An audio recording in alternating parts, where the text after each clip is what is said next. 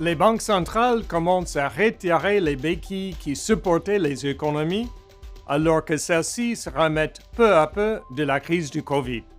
Autrement dit, à présent que les économies sont bien avancées sur le chemin de la reprise, il est temps de réduire le rythme des achats d'actifs. L'assouplissement quantitatif touche à sa fin. Dans les semaines qui ont précédé la réunion de politique monétaire de la Fed, les taux longs restaient bas en raison des inquiétudes sur la croissance. Les problèmes d'approvisionnement et de recrutement ont été considérés par les investisseurs comme des facteurs limitant l'activité.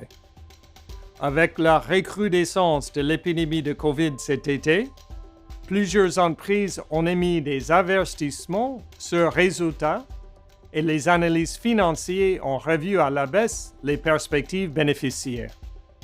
Du point de vue microéconomique, tout n'est pas aussi négatif qu'en première analyse. Les révisions à la baisse des perspectives bénéficiaires sont concentrées sur un petit nombre de secteurs, faiblement pondérés dans les indices. Du point de vue macroéconomique, les surprises sont moins négatives qu'il y a un mois. Les goulets d'étranglement restent un sujet de préoccupation aux États-Unis et en Europe, mais aussi en Chine, où le risque de nouvelles restrictions sanitaires strictes n'est pas négligeable.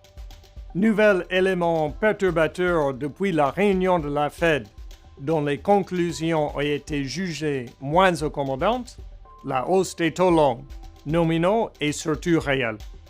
Des taux réels plus élevés font peser un risque sur les valorisations élevées des actions.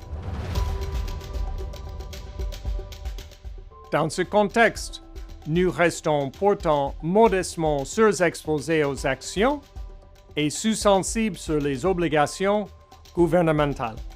Notre scénario central reste en effet favorable sur de nombreux points. Reprise économique, croissance des entreprises, politique monétaire encore accommodante. Toutefois, il ne paraît pas opportun de remonter notre exposition au risque dans l'immédiat. Nous sommes surexposés aux matières primaires, aspect cyclique et retour du reflation trade. Les actions émergentes devraient profiter d'une amélioration du sentiment de marché, d'une possible augmentation des taux de vaccination et de leur valorisation attractive. Au sein des actions développées, nous privilégions les États-Unis et le Japon, ainsi que les petites capitalisations européennes. C'est tout pour aujourd'hui. Prenez soin de vous et rendez-vous dans un mois.